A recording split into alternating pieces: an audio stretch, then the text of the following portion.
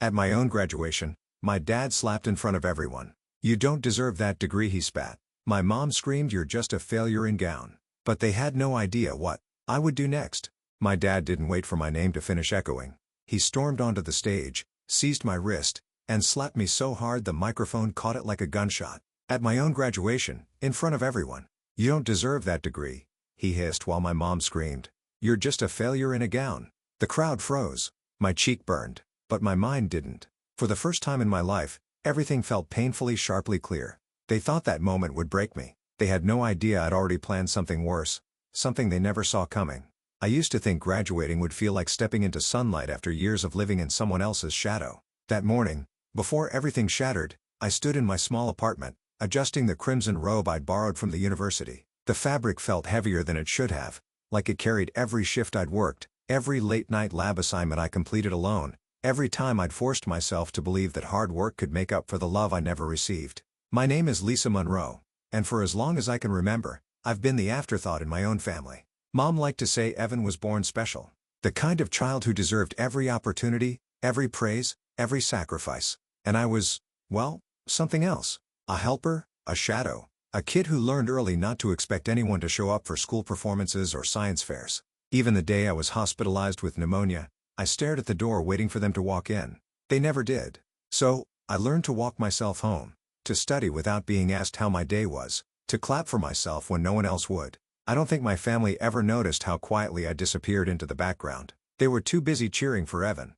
He got a car at 16. He got a fully funded out-of-state education. Even when his grades were barely holding together, and when he moved back home at 27 with no job, no plan, and no rent money, Mom called it supporting his potential. Meanwhile, I worked 2 campus jobs and tutored on weekends just to afford groceries. But I didn't complain. I kept my head down. I focused. I dreamed quietly. And somehow, through that silence, I built a life they had nothing to do with. On graduation morning, I picked up the honor cord I'd earned through years of academic awards. The gold shimmered when sunlight hit it. And for a second, just one second, I let myself imagine Mom smiling at me with pride. I imagined Dad patting my shoulder. I imagined Evan joking that he always knew I'd make it. But the moment I approached them outside the stadium, reality snapped the fantasy clean in half. Mom barely looked at me. "That rope around your neck," she scoffed. "Is that really necessary? You're not trying to show off, are you?" Dad didn't even greet me before sighing. "Just keep things simple up there. Don't embarrass us." Embarrass them. The irony almost made me laugh. Students around us were hugging their families, crying, beaming, posing for pictures. And in the middle of all that joy, I stood with the people who had spent 23 years reminding me I wasn't worth celebrating. Still, I swallowed the ache. Today was bigger than them. At least I wanted it to be. But sometimes life waits until the exact moment you rise to reveal who's been trying to pull you down all along. The closer we got to the ceremony, the more the air around my family seemed to tighten. Dad walked a few steps ahead of us, hands shoved deep in his pockets, jaw set like he'd been dragged here against his will. Mom kept fussing with Evan's collar, swatting his hands away as he scrolled on his phone, barely acknowledging that this day had anything to do with me at all. When I tried to stand beside them for a photo, Evan didn't move an inch. "Lisa, seriously, not everything has to be some big moment," he muttered. Mom nodded, already annoyed. "Your brother just woke up, Lisa. Don't start." I stepped back, heat rising to my cheeks. Around us, families were taking pictures like these were treasures they'd frame forever. Moms wiping their eyes. Dads trying to hide how proud they were. One girl's little sister held a handmade sign with glitter letters spelling, "You did it." The kind of sign I used to make for myself when I was younger because no one else would. I reminded myself to breathe. Inside the stadium, I lined up with the other graduates, the honor cord warm against my neck. Ahead of me, a girl whispered excitedly into her phone about her parents arriving early just to save seats. Behind me, a guy kept turning to check if his dad had made it to the front row. Every tiny moment around me felt like a quiet reminder of what I never had. Dad's voice cut through my thoughts as he approached the barrier, separating guests from graduates. "Lisa," he said sharply, beckoning me over with 2 fingers like I was a child being summoned.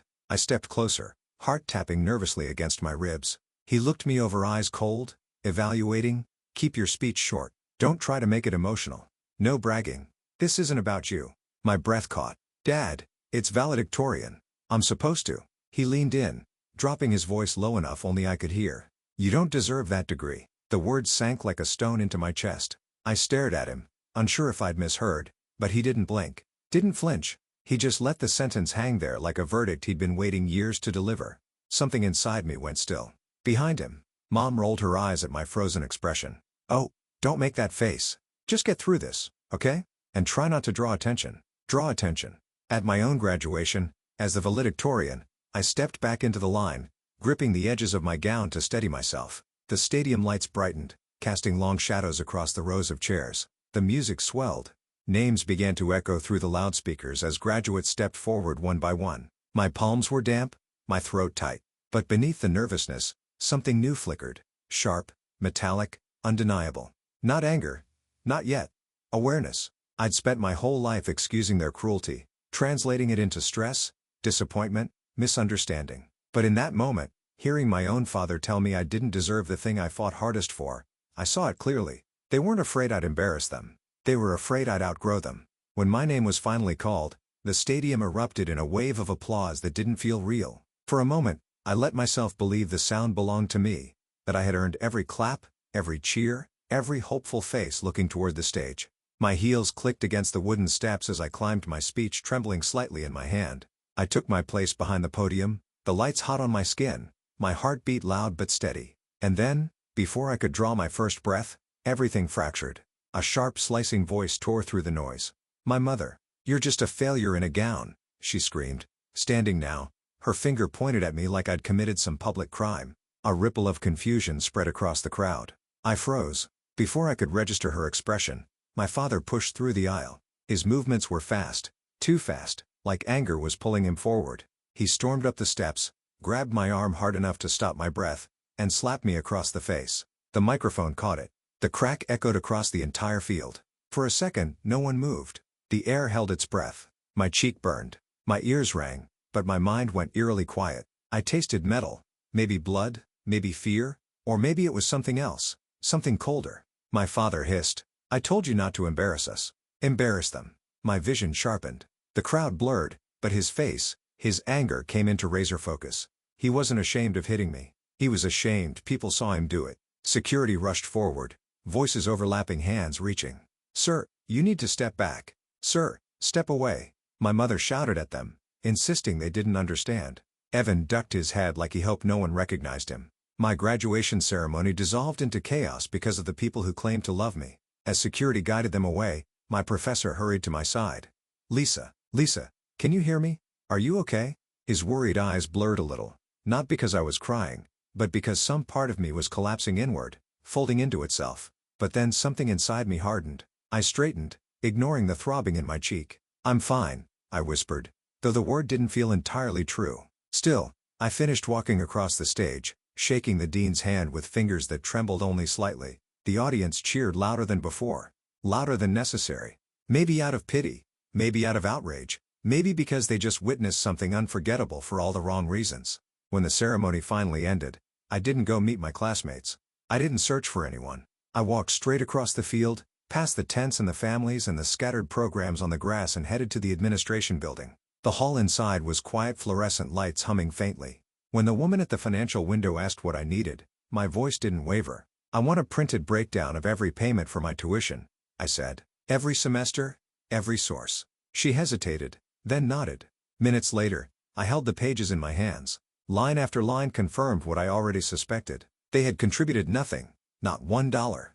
And just like that, the collapse stopped feeling like an ending and started feeling like the beginning. I walked back to my apartment, still in my gown, the honor cord brushing against my arm with every step, like a reminder of who I was and who they refused to see. When I closed the door behind me, the silence felt heavier than the applause had.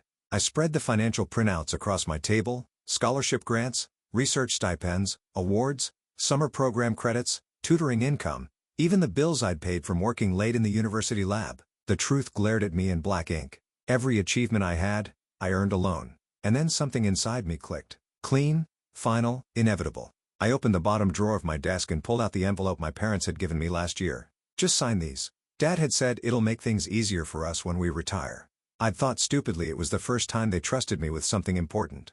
Now I knew better. Inside were the documents appointing me as temporary proxy in emergencies. They never imagined I'd use it. They assumed I'd always stay small, grateful, obedient. They assumed wrong. The next morning, I sat across from a financial advisor in a small office overlooking downtown. My cheek was still bruised, but I didn't bother covering it. "You have legal authority to restructure the fund," he confirmed after reviewing the paperwork. "It's unusual, but it's valid." "I want it protected," I said. "Not liquidated for myself. Just moved somewhere they can't misuse it." He nodded slowly as if studying me. "Most people come in angry. You don't look angry." I considered that. "I'm not. I'm done." By noon, the paperwork was filed. The fund was placed into a trust with protections they couldn't bypass. I wasn't taking a cent. I was simply closing the door they kept slamming in my face. Hours later, the video of my father slapping me hit the internet. Valedictorian struck by parent on stage. The clip spread fast, first among students, then the local news, then people across the country who saw themselves in my stillness, my silence, my refusal to break, even when the world watched me shatter. Messages filled my inbox. Strangers sent support, shared their stories, asked if I was safe. I didn't respond to most, but one email made me stop. A tech investor from Seattle wrote, "Anyone who can hold composure under that kind of pressure has the resilience I want in my lab. Interested in joining my team?" The offer was double what the university had given me. That night, I sat in my dark apartment, the only light coming from my laptop screen. My parents thought they'd humiliated me. Instead, they created the moment that changed everything. But I wasn't done. I returned to the university the next day. When the auditorium was empty, I walked back onto the stage. The podium still stood there, silent, waiting. It felt surreal being in the same place, but without the chaos, without their voices poisoning the air. I set up my phone, hit record, and faced the camera. My parents said I didn't deserve my degree. I began. "So, let's talk about what I actually deserve." I laid out everything calm, factual, steady. The scholarships, the grants, the bills I'd paid alone, the proxy rights they signed, the trust now protecting their own retirement from their poor decisions. "I'm not destroying their future," I said softly. "I'm protecting mine." Then, as a symbol not of revenge, but of closure, I fed the old paperwork they gave me into a shredder. The sound was slow, deliberate, final. "They had no idea what I would do next," I said to the camera. "But I hope they learned something from what I did." I stopped recording. No dramatics, no yelling, just truth. The video hit 1 million views in 2 days. My parents didn't call at first. Then on day 3, Dad left a voicemail. "Lisa, send us the access code to the fund. We can't get in." No apology, no acknowledgement, no humanity. Mom texted hours later, "Stop being dramatic. Your father needs that password."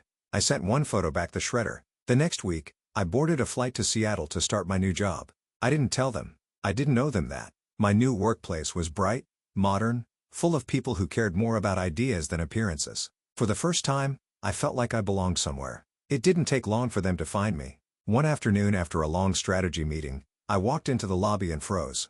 My mother stood there twisting her handbag. My father hovered beside her, older, somehow deflated. The receptionist gave me an apologetic look. She recognized them from the viral video. Mom stepped forward. "Lisa, sweetheart, we just want to talk." I kept walking until I stood a deliberate distance from them. "Now you want to talk," I said, "when there's no stage, no audience, no applause to drown out who you really are." My father cleared his throat. "Your brother told us you exaggerated things online." "Really?" I said, "because the slap wasn't edited, the scream wasn't edited, and neither were your words." They flinched but said nothing. I handed them an envelope. Inside were copies of everything. Payment records, scholarship notices, grant approvals, their proxy signatures, and documentation showing the trust was legally protected. Mom's hands trembled. "Why are you doing this to us?" I looked at her evenly. "I'm not doing anything to you. I'm simply stopping what you did to me for years." Dad opened his mouth, but I cut him off. "You taught me something important, even if you didn't mean to. You taught me that some people only love the version of you they can control. And once you grow past that version, they try to crush you back into it." Silence stretched between us. "You can leave now," I said gently but firmly. "There's nothing left to discuss." They left without another word. Their footsteps faded down the marble hallway until they were gone completely. I exhaled slowly, realizing this was the moment I'd been walking toward my whole life. Not revenge, not triumph, but freedom. 3 months later, at a research conference in Chicago, I presented early detection models I'd spent years working on. Afterward, a dean approached me. "I watched your story," she said, "but your work speaks louder. Have you ever considered leading your own program?" I felt that same clarity I'd felt on stage the day everything fell apart. Only this time, it didn't come from pain. It came from becoming who I was always meant to be. Chicago felt like a second beginning. The air was colder, cleaner, almost sharp against my lungs. like it was cutting away whatever still clung to me from the past. I settled into my new role, leading a small research team guiding students who reminded me of versions of myself that never had anyone to believe in them. For the first time, I woke up without bracing for someone's disappointment. Then Evan reached out. A short message: our parents had kicked him out, blamed him for everything, claimed he'd made them look bad. He said he had nowhere to go. He asked if he could stay with me. I didn't reply. Instead, I mailed him a photo from graduation, the moment of the slap frozen midair, a reminder of how cycles break. I framed that photo on my new office shelf, not as a wound, but as proof that rising isn't always loud. Sometimes it's a quiet decision to walk away and never look back. My parents still pretend none of it happened. Evan still waits for a reply. But I've learned that freedom isn't granted. It's claimed one boundary at a time. If this story touched something in you, tell me where you're listening from. And if you've ever had to fight your way out of a story someone else wrote for you, hit subscribe. You're not alone.